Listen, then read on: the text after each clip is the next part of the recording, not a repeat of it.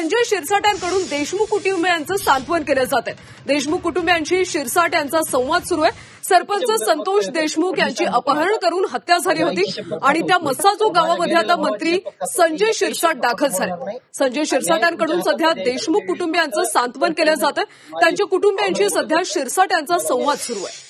गावकऱ्यांच्या वतीनं आपल्याला एवढीच विनंती, या प्रकरणाची पारदर्शक तर सध्याची दोन दृश्य आपण पाहतोय। राहुल गांधी आता परभणीमध्ये दाखल झालेले आहेत, तर तिकडे मस्साजो गावामध्ये संजय शिरसाट दाखल झाले। ते देशमुख कुटुंबियांची सध्या भेट घेत आहेत।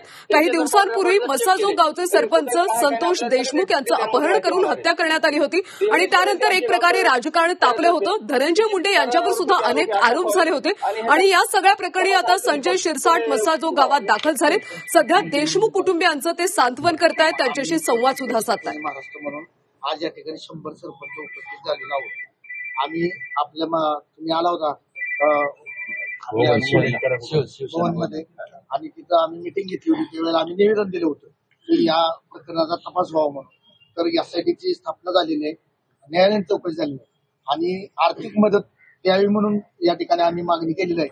कारण सरपंच जे सरपंच होते ते बांधाचं भांडण मिटवाय गेलेले नव्हते, ते तिथं लागलेलं भांडण शासकीय भांडण होते, ते मिटवाय गेले होते आणि त्यामुळे शासकीय कामकाजात त्यांचा बळी गेलेला आहे। आणि अशी घटना छत्रपती संभाजी महाराजांचा जो अन्याय झाला त्याच्यानंतर महाराष्ट्रात प्रथमतः अन्याय झाला या सरपंचाचा आणि याची दखल अख्ख्या महाराष्ट्रातल्या सर्व मंत्रिमंडळ ज्यांना खरोखर एक प्रेम आहे, ती घटना बघितल्यानंतर आत्मा काळीज आहे, तोच माणूस घेऊ शकतो। पुन्हा तरी 1, 2, 4 माणसासाठी महाराष्ट्राचा कायदा घाण पडू नये।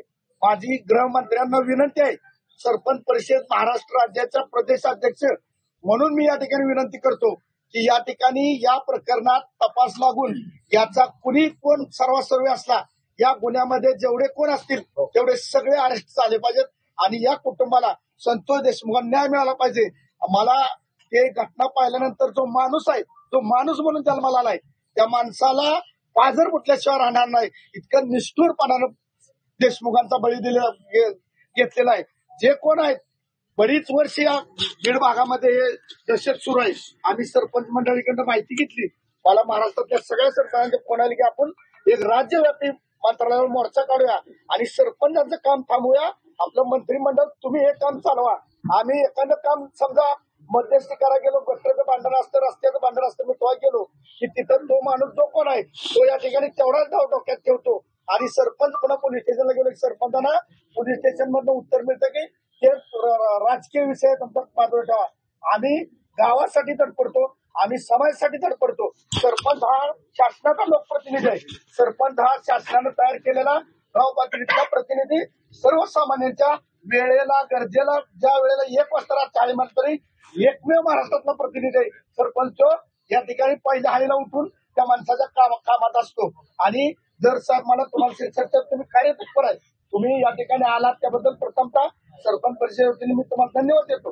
तुम्ही या गोष्टीत कसलीही कुचर्चा न करता शिंदे साहेबांना सांगा, शिंदे साहेब एक असे आदर्श व्यक्तिमत्व या राज्याला, त्यांनी मागल्या घटनेमुळं बदलापूरच्या घटनेमध्ये अख्ख्या देशानं पाहिलं कसा न्याय दिलाय। असला मुख्यमंत्री महाराष्ट्राला पुन्हा होणे नाही, हे सत्य आहे, ते सत्य आहे। बरं बोलण्यापेक्षा खरं बोललं पाहिजे आणि या गोष्टीत सुद्धा शिरसाट साहेब तुम्ही शिंदे साहेबांना बोला आणि या प्रकरणात संतोष देशमुखांना न्याय मिळाला पाहिजे। जोपर्यंत न्याय मिळत नाही तोपर्यंत महाराष्ट्रातला एक बी आजी माझी सरपंच घरी बसणार नाही। आम्ही मंत्रालयापुढे 8 दिवसाची मुदत देतो।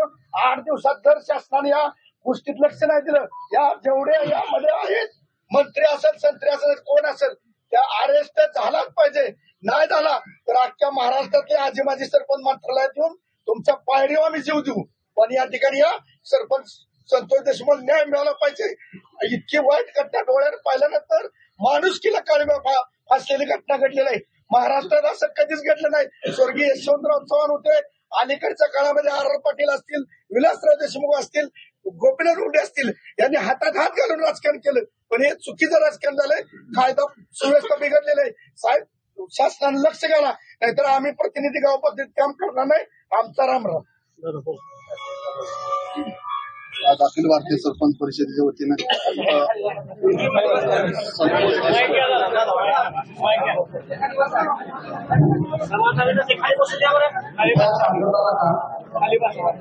अखिल भारतीय सरपंच परिषदेच्या वतीनं आज या ठिकाणी शेकडो सरपंच उपस्थित आहेत.